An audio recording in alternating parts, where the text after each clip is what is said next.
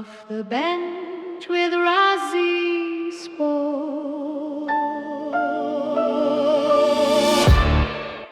Welcome back to the Off the Bench with Rozzy Sports. My name is Ronald Brown, your host. Also here with my co-host, Coach Ron Brown, Coach T, Yeah, and Coach Key.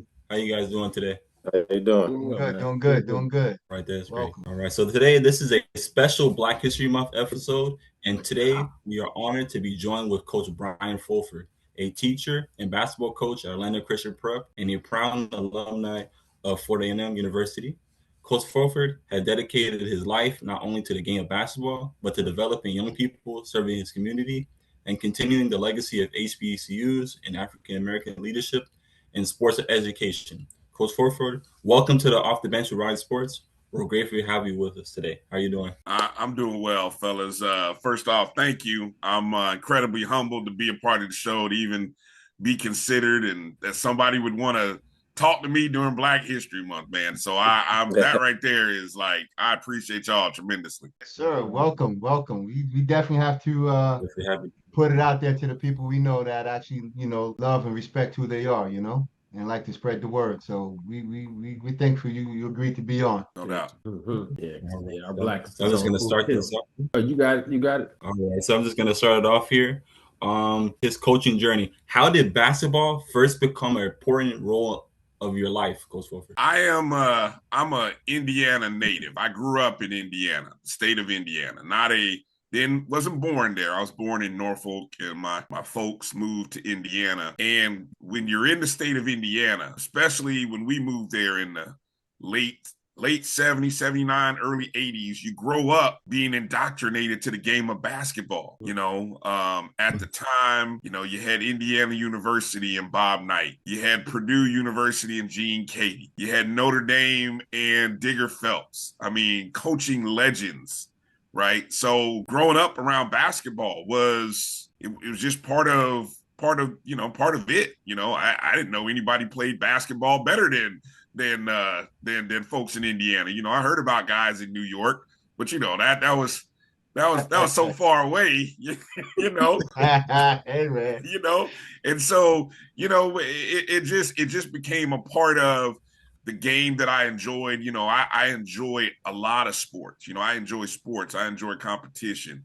But it's just something about the game of basketball and the passion of whether it be somebody who, I think basketball, the one thing I love about basketball is regardless of your height, regardless of your athleticism, you can still pick up a ball. You can still dribble it. You can still shoot a ball, right? You can still pass a ball. There are no limitations on, your size and structure. Now, how good you are, that's all, we figure all that out and learn about that as we go, right? But just your enjoyment of the game of basketball, because it's something that we can all do, and so I just kind of grew up with it in the state of Indiana, man, and it just carried me.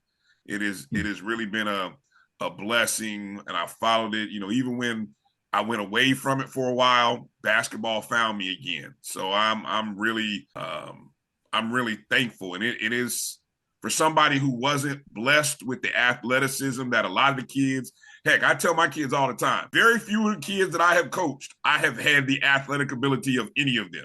I grew up wishing that my height picked up. I didn't pick up my height until my freshman year, sophomore year of college, right? I was a short guy dreaming of being the next Charles Barkley, because he was undersized. I didn't know that he was 6'4". I just knew he was undersized, right? And I'm thinking, I can be Charles Barkley. Didn't nobody tell me that, hey, he's 6'4". 6'4". He's 6'4". He's undersized for the NBA, but you're just undersized in life right now. So, but that didn't stop me though, right? I didn't. Right. I realized I didn't have, I've seen so many guys in Indiana that weren't quote unquote athletic, right? Do great things shooting the basketball. I was like, I can do that. Yeah, they didn't tell me that guy is in the barn shooting 500 jump shots before he goes to school and 500 when he comes back from school, right? Nobody told you that kind of stuff, but that's stuff you learn. So I grew up with dreams, and I realized very early on that, you can go a lot of places with the game of basketball, and it's not always being the guy on the court. It's not always being the guy on the bench there's a lot of roles and a lot of things you can do within the game of basketball. So That's what's up. That's what's right. New York is where it's at though, coach. Just kind of let you know a little bit. you know, I have a love hate with New York. It goes deep with my favorite team. My pro team, my Indiana Pacers, and the New York Knicks battles, and it's just it is what it is. But trust me, we in the same boat, coach. Yeah, exactly. It's all love. There's much more of an appreciate as I got older. I have learned to appreciate basketball in places, because you come to find out New York loves the way they play ball. You talk to guys from the DC, the DMV. Oh, they swear they play ball better than you. Get down to Carolinas. Dudes in the Carolinas, you can't tell them nothing. Right. I mean, so you come up realizing that there's a lot of states with some really good ball players.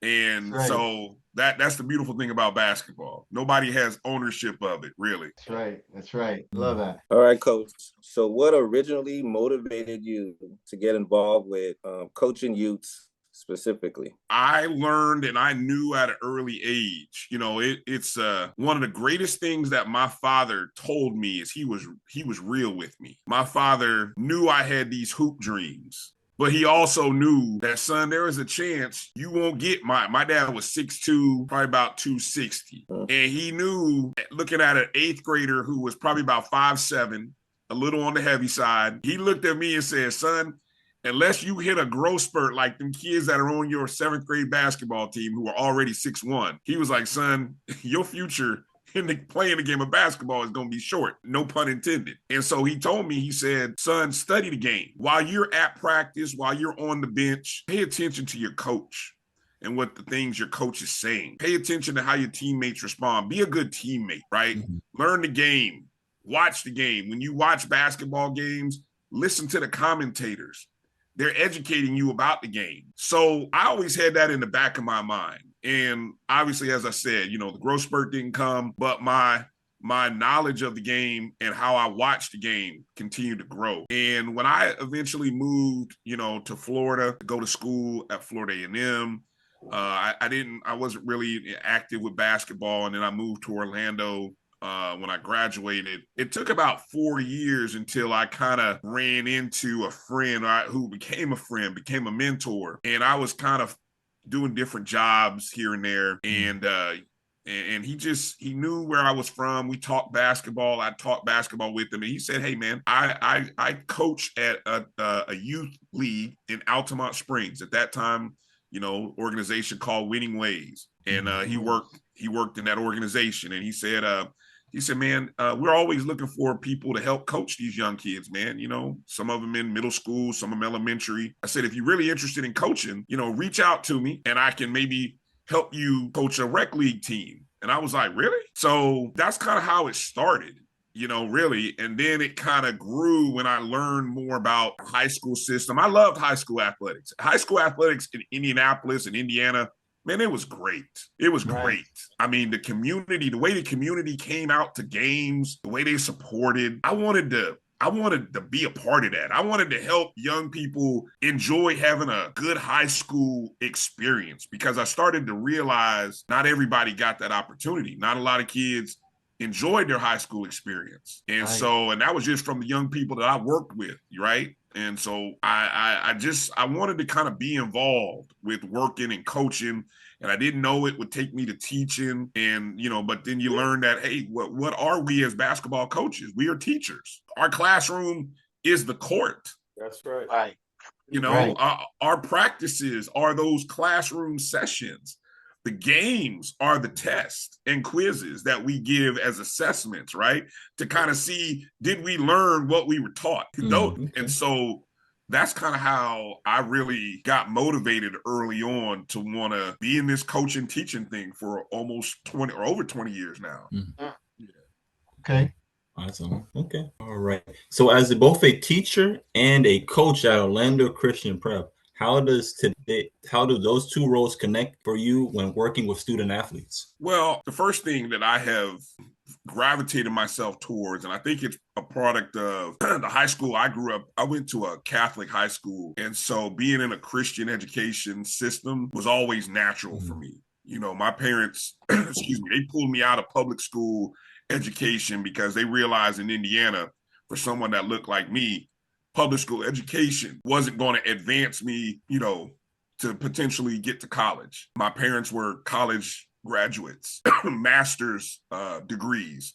And so they understood the importance of education and thought the public school system that we were in wasn't best suited for me. And so I've always been thankful for that. And I think being at a school like Orlando Christian Prep, and I've been at other schools, Christ-centered Christian education schools, they're important because we get an opportunity to teach not only about the game, but where all those great gifts that all of our student athletes have and the young people in our classes, they get those gifts from somewhere. And it's amazing every day that I get a chance to tell them and encourage them and say that your gift, don't take that for granted. Don't take that gift for granted. You know, it comes from God, you know, and so being able to talk about faith, be able to talk about, you know, being honest and saying, you know, look, I'm not the, you know, I wasn't as, I think I've told my kids, I wasn't as, well, like into the word or something. Yeah, I grew up in the church, but I wasn't carrying the Bible around. I wasn't reading the scripture. You know, I wasn't starting my day with a verse of the day. You know, just the things that I applaud them. You know, I thought it was too cool to sing about God, and you know, I thought it was, you know, I thought it was. You know, it was a negative or you know, oh, somebody's going to look at me different. I wasn't comfortable in my faith and my faith walk as a high school student because you're trying to figure out who you are. So I applaud anytime I see these young people, you know, Ron, like I mean, I've told you, man, like your sons, you know, and your daughter, when I see them being able to stand up before crowds and people and their peers, and be able to share their love of God, love of Jesus, and their faith, and not be ashamed of that. That's awesome. And so that's what encourages me to be able to say, I want to be somewhere where I can, even if it's just one kid, you know, be a role model to one kid. And even in, no matter what, I've taught at Catholic schools, I taught at Lutheran schools, I taught at Baptist schools, and somebody who doesn't look like me, you know, that I may be the first person that doesn't look like them that, oh, he's a man of faith. You know, he's not what I see projected on television, in videos, or on other places, on TV shows. You know, and that's powerful to me, and I don't take that lightly. You know, and so I really am thankful to be in a place, in a situation where I can share, you know, faith, and I can share, you know, the opportunities and the blessings that Christ has presented us, and the trials and the tribulations, the ups and downs of just everyday life, you know, being able to appreciate the struggle and know that it's okay to go through the struggle. It's okay to be in the circumstances that we're in, but we don't need to dwell on it, right? Because there's joy that's coming, because we have somebody who has given his life for us, who's given his life so that we can experience a great joy. And man, that's a great reminder. Every time I get in my feelings, you know, I get reminded. And that's the beautiful thing about being at a school where I'm at, where I can share that with kids. Man, that's what's up, brother. You know, hey, Coach, you said a couple of things that kind of caught my attention. So I just wanted to kind of hit reverse a little bit. You mentioned you made mention of mentors. I would like to know from your point of view, what is the best way for a student athlete to prepare themselves to become a mentee? That's a great question. To be a mentee, it actually, you know, honestly, it takes a little bit of courage to be able to go up and ask somebody to mentor them. Mm-hmm. One of my greatest fails, I love college. Don't get me wrong. I experienced a lot of joys, but my biggest disappointment of myself in college is that I missed on utilizing all of the wonderful resources and people that I had available to me at Florida A&M Mm-hmm. because I was too prideful and thought I knew it. Okay. You know, I'm a Taurus. I can be a bit stubborn. And I thought I knew I could figure it out on my own. I don't need to go ask for help. I'm gonna find a way. And I really wish I would have opened myself up to go to somebody who was in a, I went to one of the greatest business schools in the country. I had, people who worked in Fortune 500 companies, run major businesses.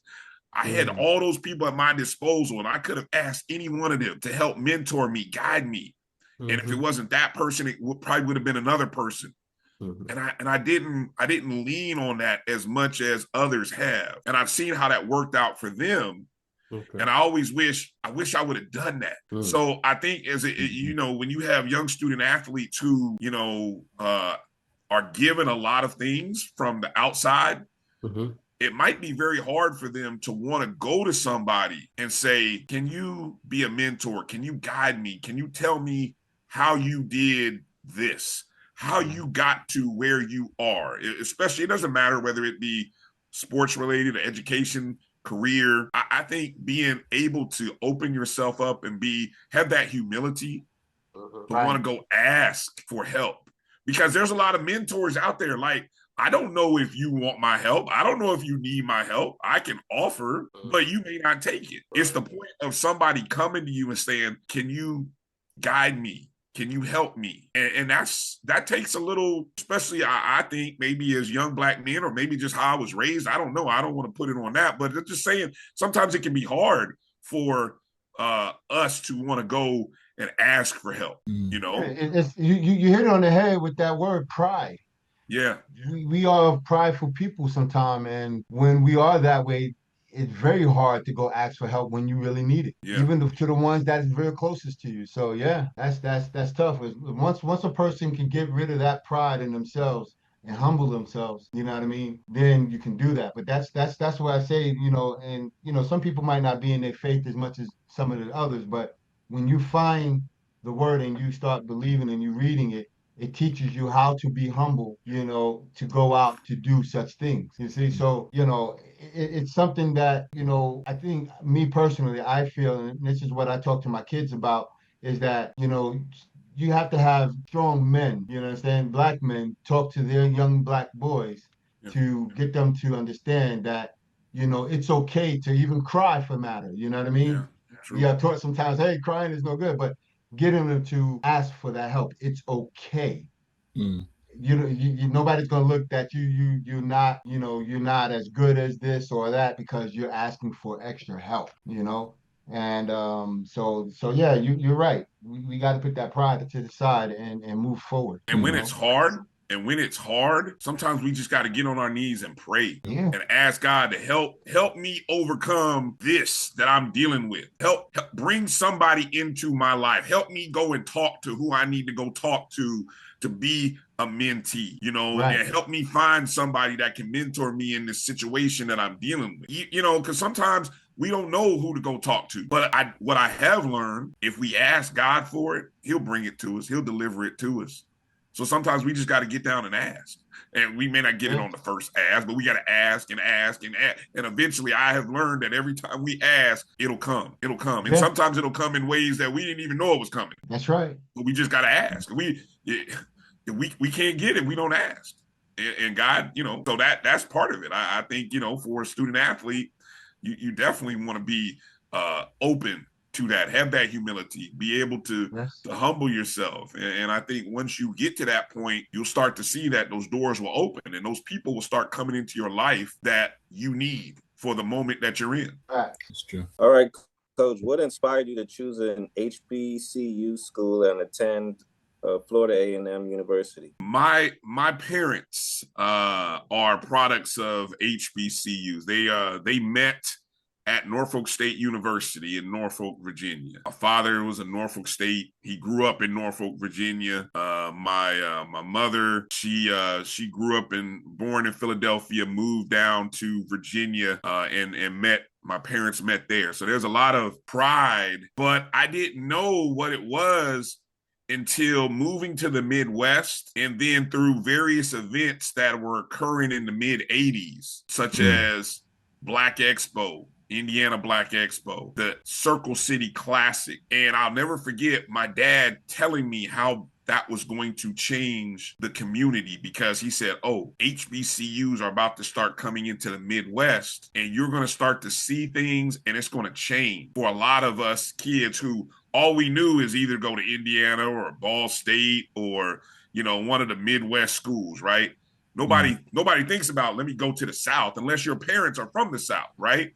And so, you know, it's when the Circle City Classic came in the fall, and they brought the bands, they brought the game, they brought the exposure, they brought their recruiting. All of a sudden, it's like, whoa, I all this stuff that my parents have been talking about, I see it and I want to follow it. I want to be a part of it. And so that's what put it in my head to say, you know what, for a kid who grew up, maybe all he wanted to do was go to Indiana University or go to Ball State and major in communications, I really started looking about my sophomore, junior year at, okay, what about these HBCUs that my parents went to, my cousins, my aunts and uncles went to? Because when we moved to the Midwest, we kind of moved away from a lot of our family in that East and Southeast region, right? So even paying attention to HBCUs has kind of reconnected me with those family roots. And me choosing Florida A&M was really a product of, at the time, I used to play in the band because my father was in the band at Norfolk State. Okay. And so I played the same instrument that he played growing up, the trumpet. Then he moved to the sousaphone. I moved to the sousaphone. And then when I saw the Marching 100 at the Circle City Classic, it was over. You couldn't tell me nothing. I swore I was going to be marching in the 100, you know, but unfortunately I kind of quit playing in the band after going into my junior year. But I had already it was over. I already knew going to Florida A&M was in the car. Didn't know how I was going to do it. Didn't know how I was going to pay for it. My parents sure as heck didn't know. They were like, can we find another school? Is there anything else?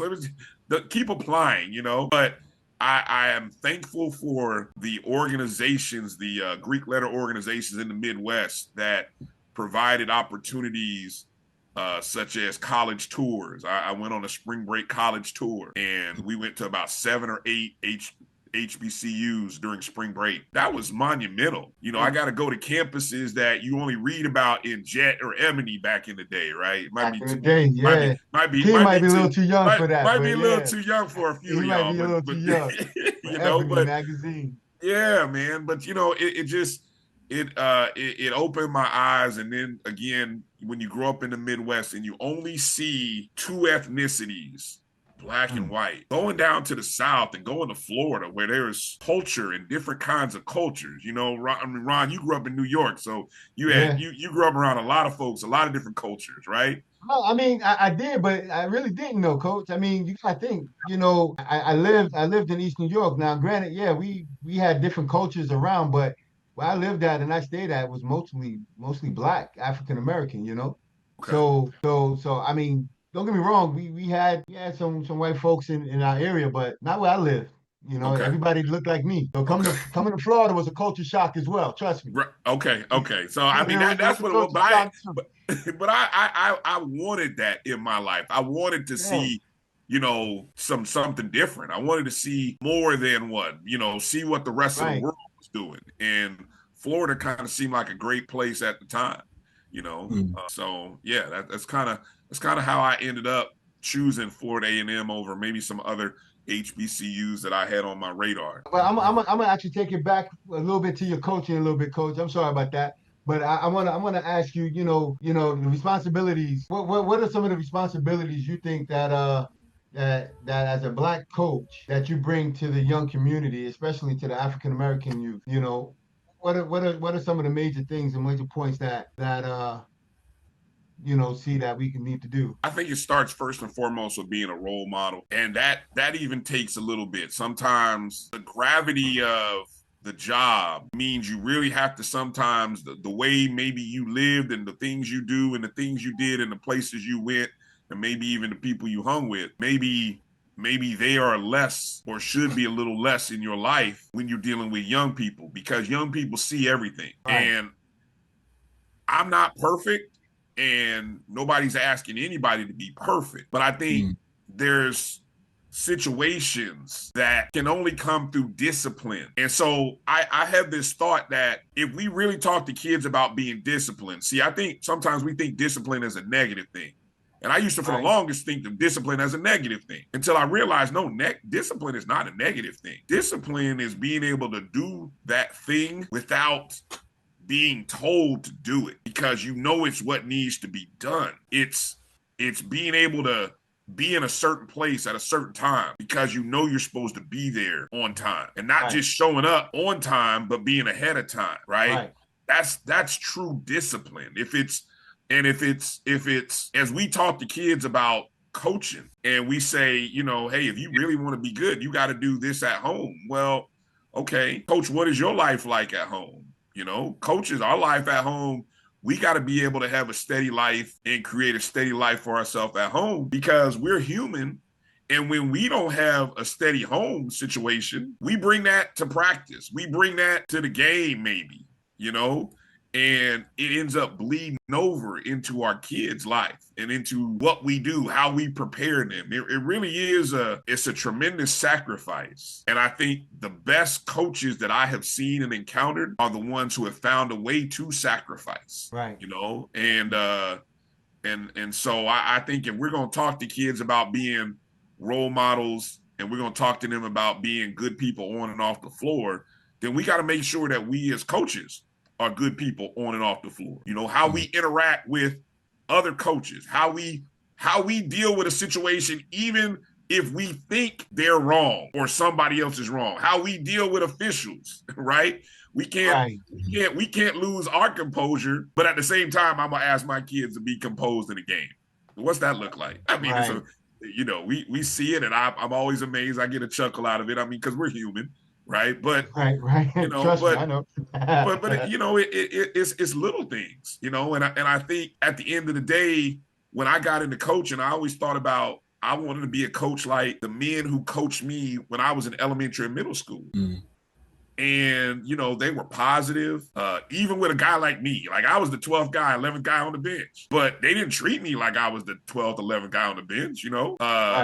They encouraged me, pushed me, challenged me, just like they did the starting five, you know, and I enjoyed being a part of a team. So, I mean, those are things that I think we have a responsibility as coaches, to be at our best. And it's not just on game days and practice days to be at our best, because it takes discipline. You know, we have to be able to be disciplined off the court at home if we're going to carry that forward, you know, into coaching young people, I think. All right. So I'm gonna jump back over here to the college experience here.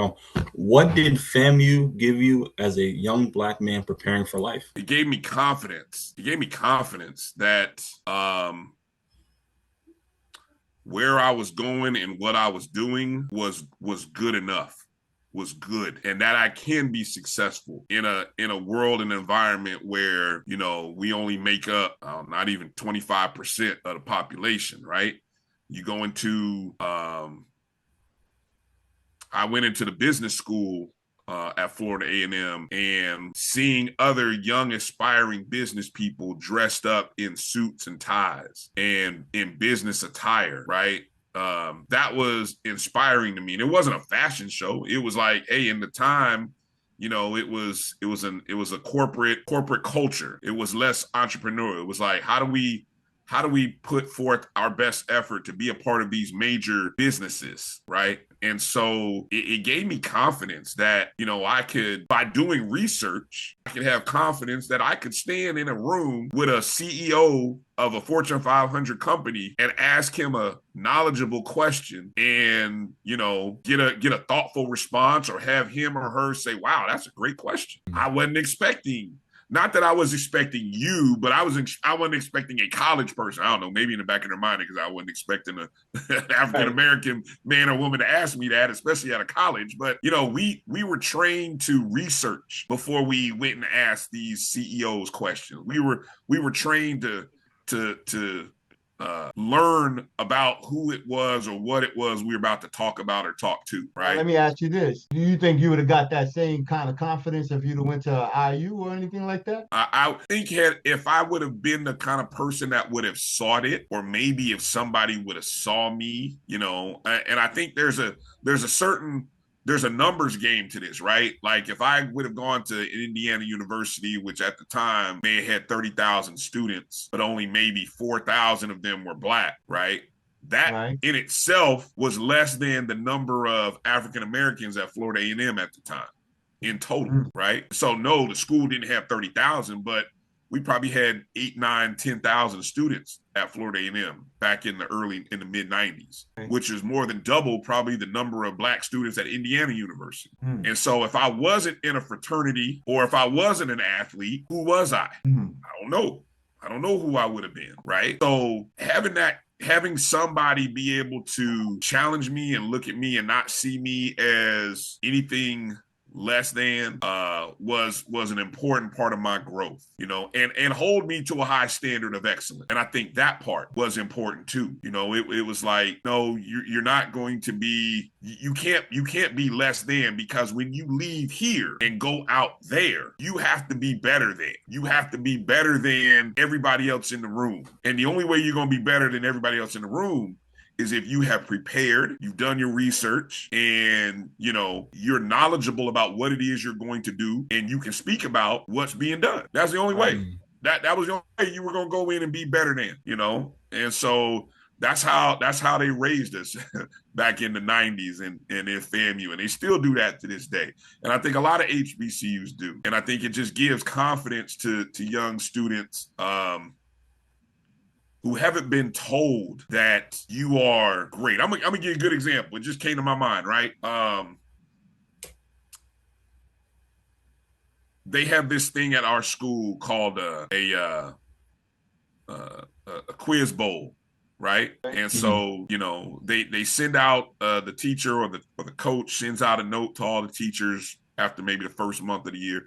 Hey, teachers, if you know of any students who might be good candidates to be on the quiz bowl team, please let me know. If I didn't have teachers when I was in college that had thought of me and saw me as being someone who was inquisitive, insightful, I wouldn't have looked for students with those characteristics of, hey, this is somebody who asks questions. I teach a history class, right? So here's somebody who participates.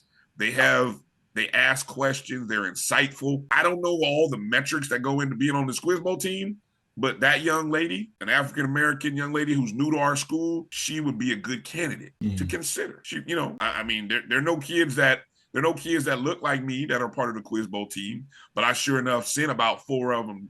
I recommended about 4. So regardless of whether they were accepted or not, I recommended 4 or 5, because when he goes and talks to them, and then when those kids go home and talk to their parents and they're like, hey, wow, somebody thought enough of me to recommend me. I don't know if I want to do it, but somebody recommended me. Yeah. That's where it starts. That's where it starts. That's exactly where it starts, right? And so that's important. That's important to me. It really is. And I think that comes from what Florida A&M taught me about how to not only to look for the next, look for that student who might be overlooked. And it's just not I think one thing I've learned, fellas, is I don't think that people overlook us because of us, and I'm saying us as African Americans. I think it's just not thought about. But we have a responsibility that because we know that we are a minority in this world, and we know that we're not going to make up the majority of most businesses, most companies, most corporations, most schools, right?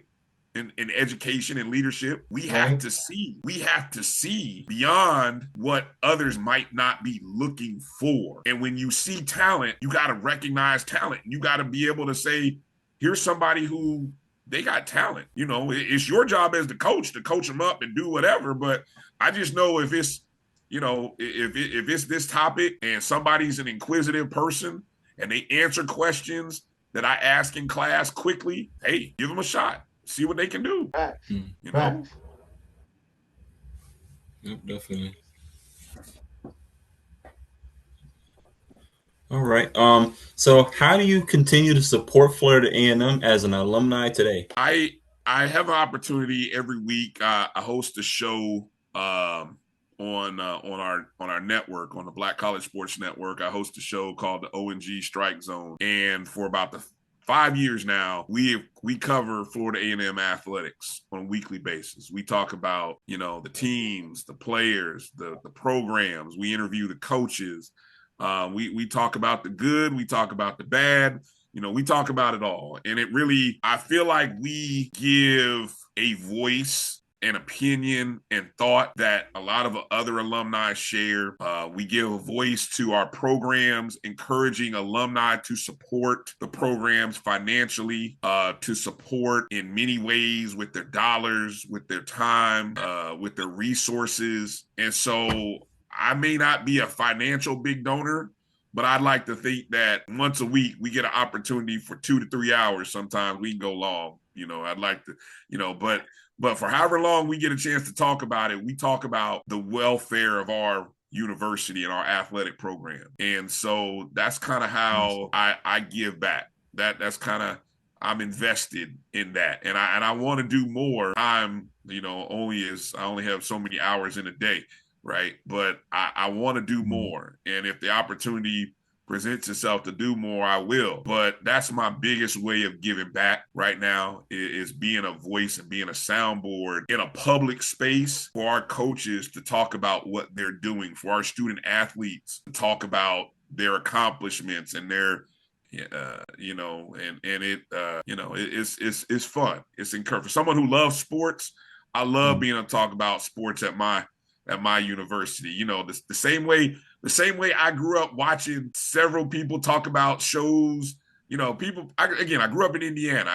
Indiana, Notre Dame. I watch all kinds of peoples and shows talk about their athletic programs. And then I would get to my school and I say, how come we don't have a show that's doing that? Right. And that's where it came from. It was like, wait a minute. I watched these shows because heck, I want to know what's going on with Indiana basketball and Notre Dame football. But I watch all these shows. I said, heck, I need to make a show. I said, let me make a show that talks about us and our program. Exactly. I mean, we got a hell of a history. We got history. We got legacy. Let's bring what we have been doing to the public. And if we got 80,000 living alumni. And, hey, if I can get a small percentage of them or however much of a percent to watch our show, man, I'm doing something well. So that's what I love. That's where I'm at right now. Okay. All right, Coach, why do you believe HBCUs remain critically important to students and athletes today? They remain critical because I really don't know if anything has changed in public education over 30, 40 years, other than the fact that we can go to school with each other. I mean, there's still a lot of, there's still a need to see, there's a confidence that comes with being able to look at a screen like what we see. It's encouraging to see this on the screen. So imagine sitting in a classroom where you may be dealing with a subject like accounting. I'm gonna use the subject that kicked my butt in college, right? Accounting. I never want to take accounting class again. I have cold sweats just thinking about it. But knowing that I'm in a room with other young men and young women that look like me, and we all going through it together. Some people got it. Some people understand it. And I'm like, whoa, how do you understand it? And then you start to find out about people's background, and then you get to learn. You're learning from other people, and it's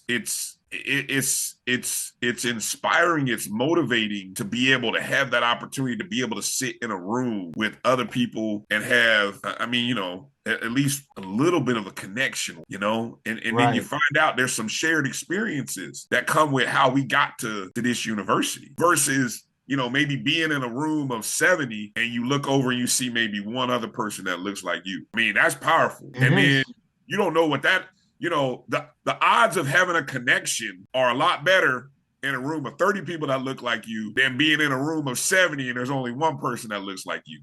Because ain't no telling what that other one person, what they're going through in their mind, right? And so you can't assume that oh, we're just going to instantly make a connection because we look like each other. No, that's not, doesn't work that way. But if I'm in a room with 30 other people, I'm going to make a connection with somebody in this room. The probability says I will. And I found it in every situation, in every classroom I was in, making a connection with somebody that I didn't know before class started. So I think it's important to be able to have faculty, to be able to have administrative systems in place that help you, not give you any advantages, but be able to help you, work with you, have a shared experience of what they grew up going through, trials and difficulties, probably just like you. That means something. There's something that I can relate to when I go to the financial aid office, right? And that person, understands my troubles and my pain, Right. And Looking at you a little different. yeah, it's just different. It's just different. But I think HBCUs continue to have a role in education, because hopefully as more of us come out, we can still continue to educate more. I just firmly believe, education is the great divide. We can do so many more things with education, and being someone who has gone through an education system, whether it be finishing your high school diploma, degree, going to a college, community college, whatever, the law of averaging the statistics show that you can create a different life for yourself and your future through education. Some people are going to hit the lottery, that small 1 in 1 point whatever million. Some of us are going to be blessed with that athletic gene to be able to change their family's lives. But for probably 90% of us, it's going to come through education. It is. I think it's going to come through it. And that's one thing that my parents ingrained in me. They're like, so I think HBCUs understand their role and their importance. We're 250, this country's 250 years old, and that's nothing. That's nothing. That's still young in the world's eyes. In the world's eyes, we're still babies, and we have a lot of things that are wrong in this country, right? So we're still working to try to figure it out. We're still working. And so HBCUs have a role. They have a role. And so I whatever I can do to try to encourage young people to consider an HBCU, right? That actually was going to be my question to you. Like, what is your pitch? Like, you got in your class, say at OCP, in your class you have some kids there, and you want them to consider FAMU. What do you say? Well, I think the biggest pitch is the sense of pride in the school that you're about to go to. And I think that speaks volumes. And I think if when you go to school and you see how alumni who we've never attended class together, we were in different years and cycles at FAMU together, but we have an appreciation for the joys, the pains, the struggles, walking up the hills. There's certain things that we all have in common with each other. And so when we see each other, it's an appreciation and a pride. And I have heard other graduates of other larger institutions in our state of Florida talk about that's something that they don't get being an alumni of a school that's got 45,000 students. Right. I mean, sure, everybody comes together on game day. I mean, no matter what school, we come together on game day. Everybody's a fan on game day. But that only happens once a week for 4 or 5 months, a few times in February and March. But what about all those other times, And there's a sense of pride and family that comes with being connected to Florida A&M or an HBCU. And that is one of the biggest differences. And so when you go to homecoming, you really are celebrating coming back home on campus, and you're seeing people that maybe you didn't see in a long time, and people go their separate ways.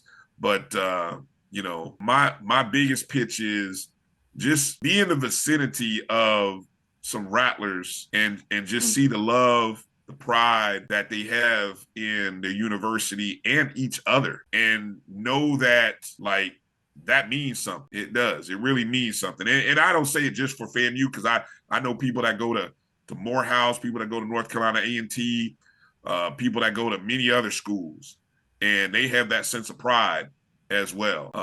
And it's unique. It's unique because it comes from a place of struggle. And I think when you have an appreciation for the struggle, you can kind of celebrate the successes a little bit harder. Got you. All right, so getting into the next thing here. I know there's many different big moments here. What moment in sports history involving African Americans stands out to you the most, and why? I thought about this one, and the one of the first thing that comes to mind is in I think it was 1988, January 88, the Super Bowl, and the Washington Redskins taking on the Denver Broncos. My father was a Redskins fan. Hey, Commanders, coach. Commanders. Oh, I'm sorry. Look, he's not a Commanders fan. He's a Redskins fan. Right? All right. So, but anyway, yeah, it's hearing about Doug Williams and seeing the pride and learning that he was about to become the first African-American quarterback, to start a Super Bowl was like, wow, I'm just sitting in the barbershop learning history from all the guys in the barbershop. We go to the barbershop on Saturday. I'm just listening. I'm learning about Grambling, and I'm learning about Eddie Robinson, and I'm learning about Shaq Harris, and I'm learning about the history and how black quarterbacks used to be turned to receivers and defensive backs because they didn't get the opportunity to be a quarterback, right? And so here it is on the other side. He's going up against John Elway, right? Who look, John Elway's a bad dude, right? He was. He was a really, really good quarterback. And here's Doug Williams, right? And so seeing him perform the way he did, especially coming out of that injury, he had a little injury there where he slipped and kind of gets twisted back. And, the team is down 10-0. And I'm looking at my dad like, Dad, the Redskins gonna pull this off. And then next minute, the second quarter, and it just busted loose. Not one, not two, not three, but like 4 touchdowns in that quarter. And it's just like, what in the world? And my father I'd never seen him so excited watching the game. I couldn't tell if it was the fact that it was his team was winning, or it was a black man at the quarterback who was leading them. I couldn't tell the difference. But seeing that moment, that's my, that's the one that comes to mind, because it was a shared experience that I had with my dad, who the reason I love sports and follow sports as hard and as passionately as I do, it's because of him, Amen. And so that's that shared moment, man. That Super Bowl, that one was meaningful. That one sticks out. That one sticks out. Sir. It sticks out. Trust me. I was there watching it too, man. 88. It was great game watching that. Oh yeah. I'm a Giants fan, so it was hard watching Redskins, but history was being made that day. Yeah. No, that whole, when you grew up with a Reds, look, trust me, the NFC East, you understand, you're right. It was a you had just seen your Giants winning in 86, the year before, 87, right? So, it's just different. It's just different. The NFC East back then. It was different. Level. Yeah. Oh, yeah. Now we can't find them. I'm sorry. Go ahead, guys. Go ahead, Maybe they may come up.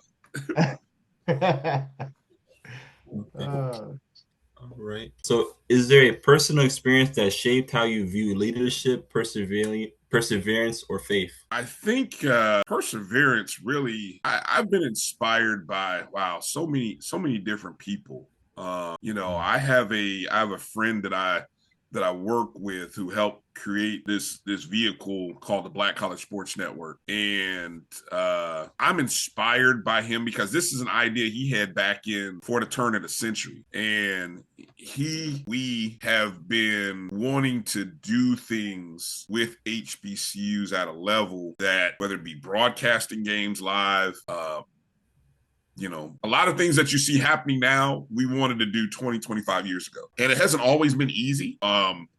And when we talk about having perseverance and faith, that he's a man of God, and I've watched him, you know, with his family and how he's tried to manage family life, being a husband, being all of these things, and at the same time trying to continue to build a company. And it's been hard. A lot of people would have quit. A lot of people probably advised him to quit and give up on the dream. And to this day, you know, he's still pushing. We're still grinding away. And I think that perseverance and that faith comes from somewhere that most people don't have. Most people probably would have given up. But I mean, he shared his belief and faith in the vision of what he wanted to do with me. And it's part of the reason why I ended up moving to Orlando, you know, and I haven't left Orlando yet, you know, since I left Tallahassee in 98, right? And so I think that perseverance comes from watching him try to build a company that opens the door and opens the exposure doors for HBCUs. And it's humbling to watch because, you know, any number of, whether it be investors or any number of opportunities could have come around and really have blown this thing up and made it really take off the way we've envisioned it. But we've just been steady, you know, just keep doing good work, you know, don't sell your soul, so to speak. Don't lose sight of your mission. And that's hard to do. If you think about media today, it's hard because everybody's chasing. And now there's more people trying to do it, more people trying to turn it into a career, make money off of it. And it's not easy. It takes a lot of sacrifice. So I think the one thing I'm encouraged to never give up on a dream through him, you know, through my friend, Roy Evans, Roy Evans, Black College Sports Network. I'm encouraged. And his perseverance is what I'm always reminded of when I get tired, because I've seen him, you know, travel. I've seen him go from one city to the next city to be at an event to broadcast it. And I'd be like, did you sleep? When did you find time to sleep? Right. You know? Yeah, no. And it's like, man, that's God. That's God keeping you awake on the road as you are trying to get from, because you know you got to be at this. And it's these steps. It's going to be a great story to tell when it finally happens, when it really takes off. The story is going to be a beautiful story. But the perseverance is a grind, and it's not for everybody. It's not for the weak. It is not for the weak. No, it's not for the weak. You know, definitely. Oh yeah. All right, Coach. What do today's youth and student athletes need most from coaches right now? What do they need most? I'd probably say honesty. Honesty, a little bit of love, but a lot of honesty, you know. I think it's hard to tell somebody that you're not where you think you are when they actually believe they're further ahead. You know, we talked about that humility, right? But there's another word that I always talk to my kids about early on. It's it's overcoming the selfish mindset that we just all naturally have. I mean, being selfless is not something that is easy to come by, because most young people, especially the ones who grow up in loving families, have been given so many wonderful things. You've been given, and you take. Maybe you don't always show the appreciation. You've been given, you take, and now here you are on a team, and guess what? The biggest thing coach is going to ask you to do, give. Well, Right. How do I give? How do you give? Most kids don't know how to give, because all they do is see themselves, their playing time, their happiness, right? They don't understand. They don't see the bigger picture. They're young. It is what it is. So getting kids to buy into the concept of, and it sounds cliche, team over me, Right. you know, we greater than me, those kind of things. It's hard to get kids to buy into that. It's hard as heck to get them to buy into that, because it's not natural. It's not natural at the age of 13, 14 years old for most of them. You know, what makes it hard for us though, coaches, is that they probably have mom and dad on the back end telling them, "Don't worry about what coach saying. Keep going. You are the man. You are the man." And they don't. It's the truth. You know, so it makes it hard for us to tell them the truth. That, hey, listen, you know, just give a little bit of yourself into your teammates, and it will, you know, your time for you to shine will come. You know, and it's hard to do that when you have the parents. It goes back to the parents on that. So it Yeah, makes you it know, hard for us. yeah, every parent wants their kid to be, you know, to be great and to be happy. But being great and being happy are two different things. Yeah. There's two different things. It's like you can't, sometimes being great doesn't come with being happy. Can you be happy if somebody else is great? Can you be happy if somebody else is scoring the bucket? Getting the playing time? Can you really be happy? Can you be happy just being a part of the team? See, I come from that world where, dude, I was the 12th and 11th man. So I get it. I understand. It's almost like a mindset. Some kids can't think like the 12th and 11th man. I get it, because you've never been that guy. You've always been the top 5 guy on your team. But one day, there's going to come a day where you may not be the top 5 guy on your team. You're gonna be in a team with a whole bunch of other top 5 guys. Now, how you supposed to act? Listen, they find out real quick when they go to college, coach. Thank you. Thank you. They find out real quick. That humbling, you know, experience is real. It is very real. It is. And so you know, you gotta be able to enjoy, you know, it sounds cliche. What do the coaches say? Enjoy the process. Enjoy the work. Enjoy going to practice, because you're gonna practice 3 times, 4 times more than you're gonna play a game.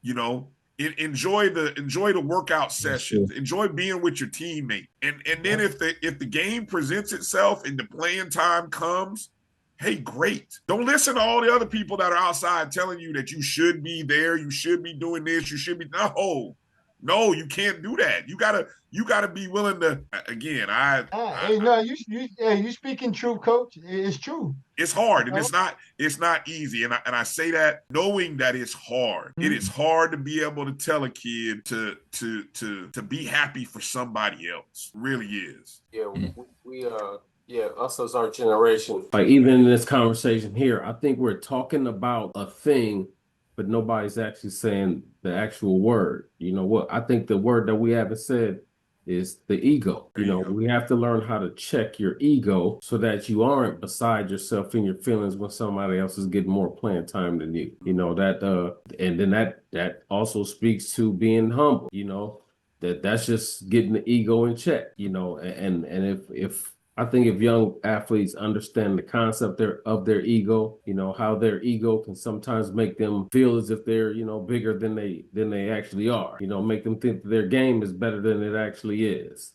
You know, that's just the ego trying to survive, you know. So if we understand how the ego works, I think that'll help us overcome some of these you know, gray areas that we're missing in, you know, because I agree. If it really, you know, we talk about, if I could give one piece of advice to every student athlete, aspiring young athlete, I don't know if it sounds cliche or not, be Christ-like in your sports. And if you think about all of the characteristics that when we talk about what does it mean to be Christ-like, be without that ego, to be selfless, be caring for other people. If you can be Christ-like in your work as an athlete, you're going to probably find more joy in the experience. And you're going to find that you're going to persevere through trials a lot easier than someone who is holding on to something or playing for somebody else or playing for somebody else's joy and happiness or playing with an ego, right?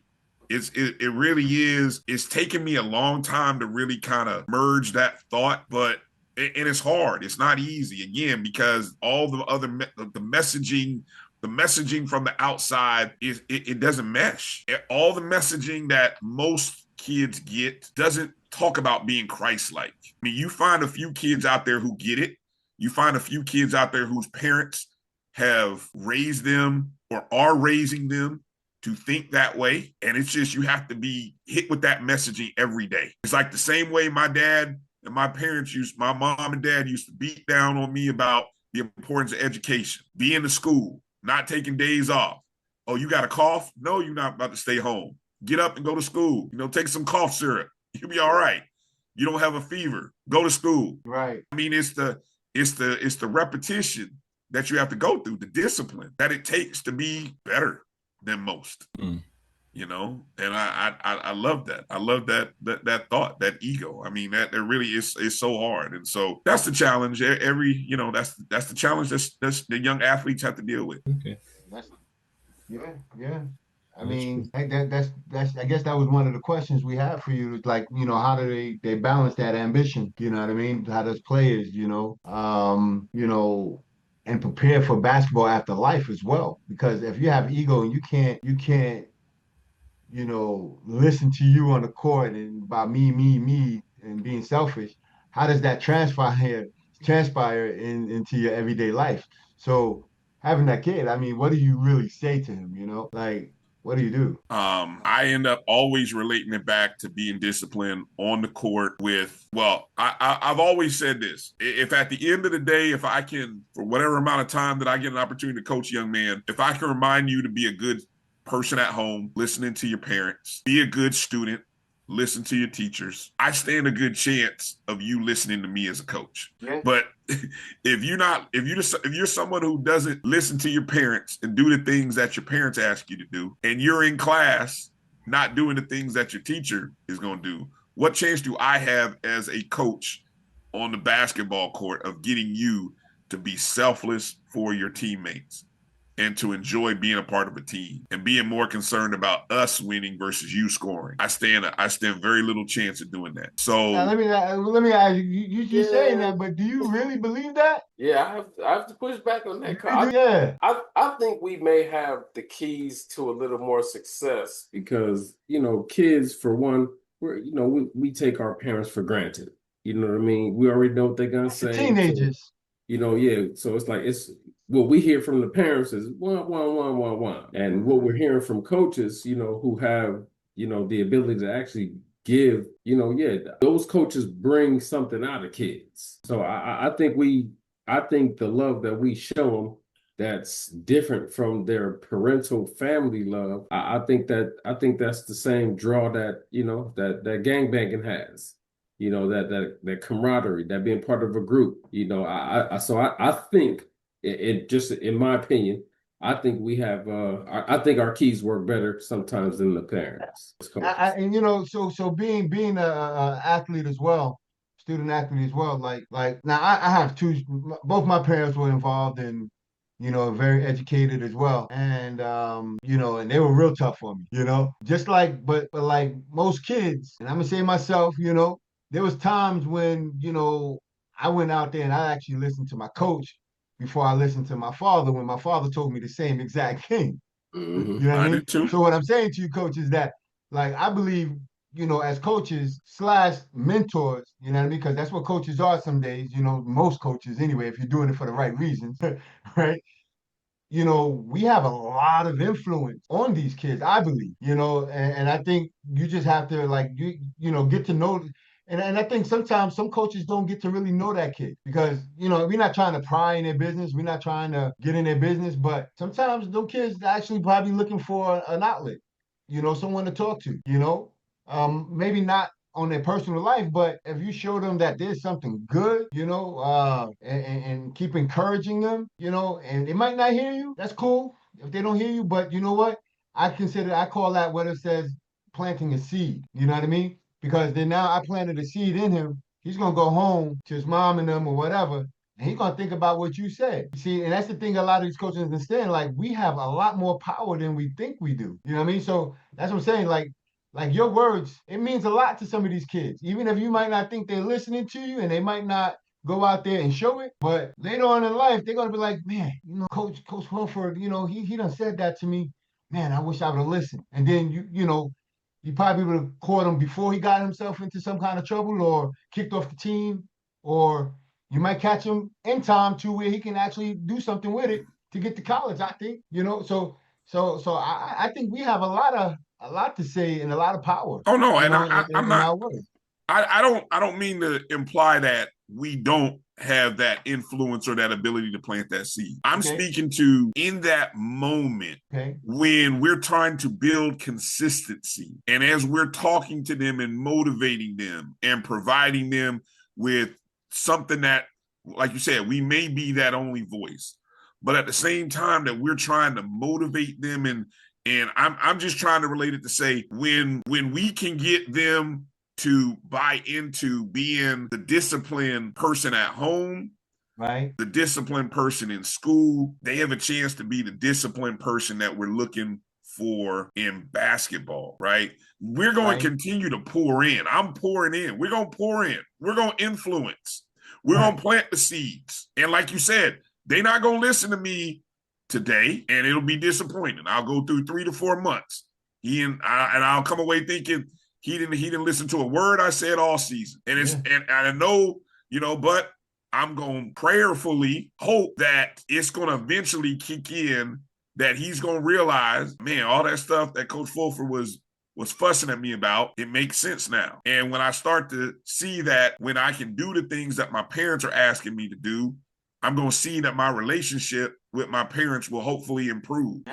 When I start to do the things that my teacher is asking me to do, all of a sudden my grades and my discipline go down, my grades start to go up, and it begins up opening up doors. And now all of a sudden I'm coming into practice with a different mindset, and I'm not feeling stressed out, And I know there's always exceptions. Every situation is not the same. So I'm speaking probably here in generalities, thinking about the majority of, but I just really feel like there's a synergy of trying to get kids to do all three things. And so we can be that motivating factor to them if the other two things aren't happening and we're the last, again, because to me, I just firmly believe basketball comes after home and school. God, home, school, basketball. Basketball is a privilege at the school level, right? It's a privilege. Yeah, if you're not doing those other things, you don't get the opportunity to play middle school, high school basketball, right? Facts.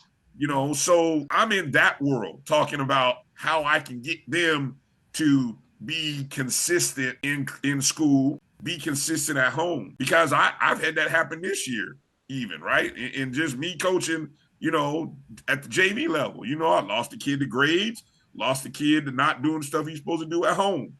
It happened, I had two different situations, good kids, but young boys, teenagers, right? Right. It happens. It happens. It happens if not every year, every other year. So, but in each situation, all I can do is talk to that kid afterwards and say, hey man, look, I want you to continue to do the things that you're supposed to do. And most of the time the kids know. They're like, yeah, I know I'm supposed to do X, Y, and Z. I'm saying, well, let's do it. Let's get it done. Let's handle it.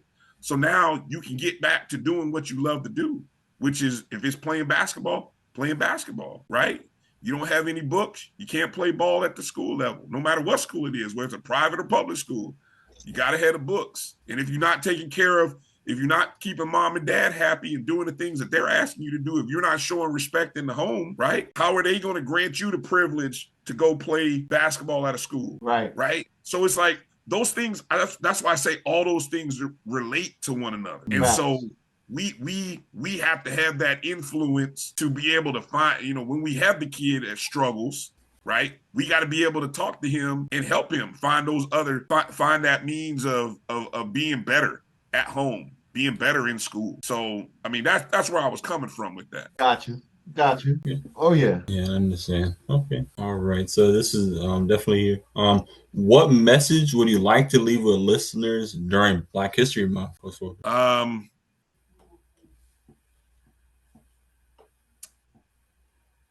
Every day there's an opportunity to learn something different about the men and women of African heritage who helped build this country.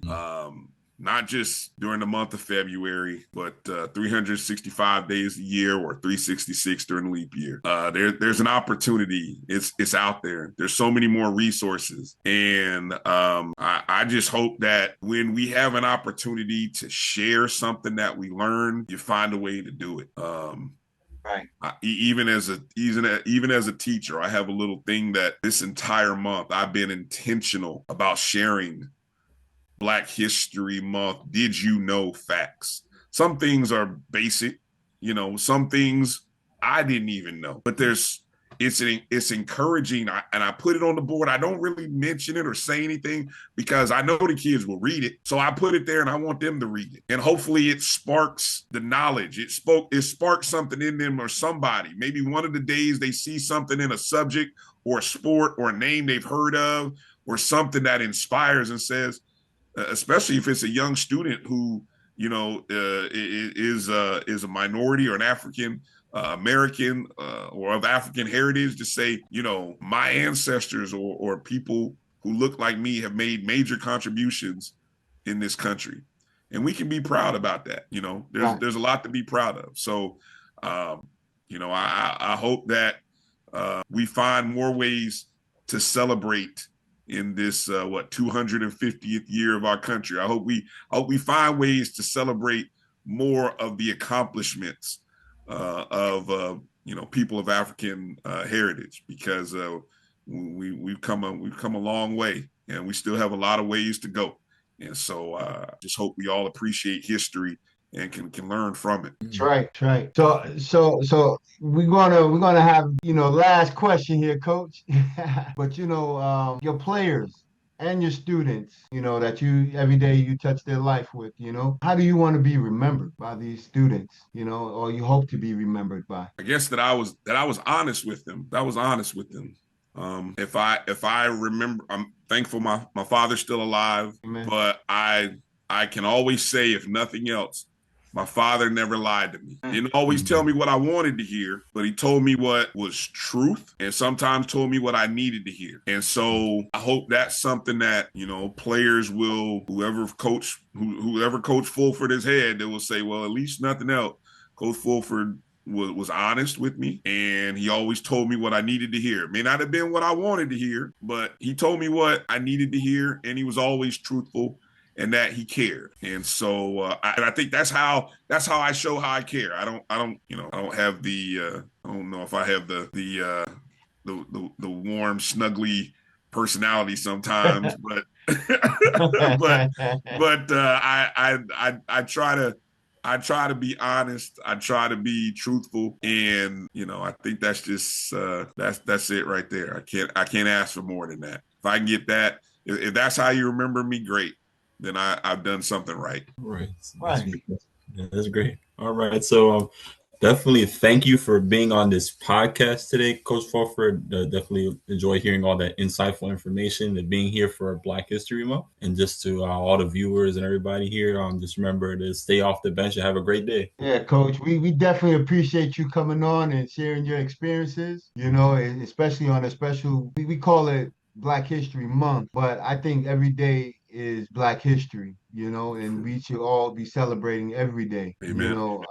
There's so much that, African Americans, as I say, Black Americans, contributed to this country. Brother King, you're from the Bahamas. So I'm not sure how much of the history of what we do and what we say over here in America, but I guess Bahamas is part of America too. I say that, one of the islands. But it should be celebrated every day, and we need to rise up our kids, let them know how history, so one, it doesn't repeat itself. Two, just let them know that the world is big out there. The world is big, and there's no limitations. Just go out there and get yours and what you want to do, and just be a righteous man and woman, because I have a daughter. Yeah. And just walking Christ like, and everything would be all right. And that's what, that's my truth and what I leave to everybody. Coach T, any last words? You're Black. Keep it funky. No. Oh, look, we do what we do, man. You know, I know, like, there's, you know, if anybody's paying attention online, there's this like this renaissance or this delineation movement, you know, to where people who are foundational Black Americans are just tapping back into their ancestry, you know, different practices and different things that, you know, that have been going on this land for a bunch of years, you know, even before, you know, the 250, you know, that America helped, I guess, get started off. So, you know, there were folks on this land doing things prior to them. And I'm just glad that at the fact that a lot of this history is coming out and people are able to get, you know, a real history lesson, you know, because, you know, John Henry Clark said, you know, what's really missing from the pages of world history is all the African stuff, you know. So, you know, as soon as we can start understanding all the different things that have been hidden and taken away from us, yeah, those are things that we can build on, that we can use to empower ourselves and our communities. And we can get over a bunch of these stereotypes and a bunch of these road hazards and obstacles that, you know, the dominant society put in our way. So, you know, we on the right move. We're on the right track right now, I think. Right, Brother King, anything Yeah, I to would share? say I really feel like they pushed this narrative on us because I wouldn't say, I don't know if I would say, like, I feel they're ashamed to admit that we invented everything and they just got paid for it. And Well, I don't know what it is about us they hate, but they hate it. Nah, we're just wonderful, beautiful Black people. That's all I can say. Well, you know, according to Dr. Francis Cress Welsing, you know, we have been taught through, you know, through Western education that Black genes are inferior, you know, when in all actuality, you know, our genes dominate the globe. And since our genes do dominate the globe, if everybody did like Martin Luther King said, and everybody mixed and got along and, you know, and loved on everybody and each other, you know, we getting white people out the paint and not too long, because our genes that's what our genes do. That's why their concern is about the whole nation turning brown and all that type of stuff, you know. Right. But Brother Ron, you got something to say, Ron the Third? What's going on? That I don't really have nothing too much to say. I don't got too much to say today. All right. You know, young brother, you know, we here to try to teach and guide you and show you that, you know, African American men, Black men can come together and unite and make a difference. And I hope you take us four men that's on this stage right now and you look up to us and you could take something good at what we do in the community. With the youth, and then when you start to have your young one, you can show them as well that, you know, Black history is a part of history. I understand. Okay. Definitely inspiring. And for real, man, don't nothing move without us. That part. Man, we the secret sauce on all of it. True that.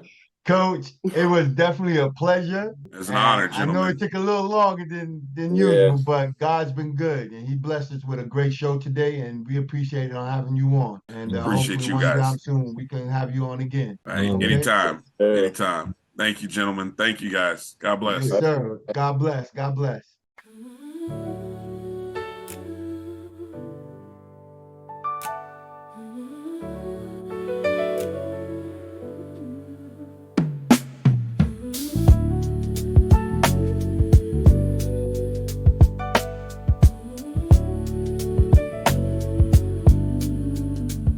See the world through cracks in the glass. Every thought heavy from the weight of my past. Running in circles, chasing what flays. Trying to heal wounds with temporary praise. Then the truth cut through the noise in my mind. Said I don't have to stay blind to the signs. If I change how I think, I can change how I move. New roots in the soil, now I'm starting to bloom. I don't think like I used to. I don't walk that road. Every lie lost power when the real light showed. I'm transformed by the renewing of my mind. New vision, new focus, left the old behind. I'm reborn, seeing life through clearer eyes. Same world, new heart, yeah, I'm transformed inside. Peace in my steps, no fear in my pace. Grace in the mirror when I look at my face. I don't react how I did back then. I respond with wisdom, not revenge. Truth in my thoughts, word in my breath. Life in my choices, not flirting with death. One had me bound, don't pull me no more. I see the trap when it's right at the door. Old thoughts losing power, new joy in my soul. I'm aligned with purpose, I'm finally whole. I'm transformed by the renewing of my mind. New vision, new focus, left the old behind. I'm reborn, seeing life through clearer eyes. Same world, new heart, yeah, I'm transformed inside. Not conform to the pressure, I don't fold to the edge. I'm proof that surrender can rewrite every page. What I feed my mind shapes the life that I live. I ain't missing nothing there. I receive what it gives. For the renewing of my mind. New vision, new focus, left the old behind. I'm reborn, seeing life through clearer eyes. Same word, new heart, yeah, I'm transformed inside. I'm transformed inside.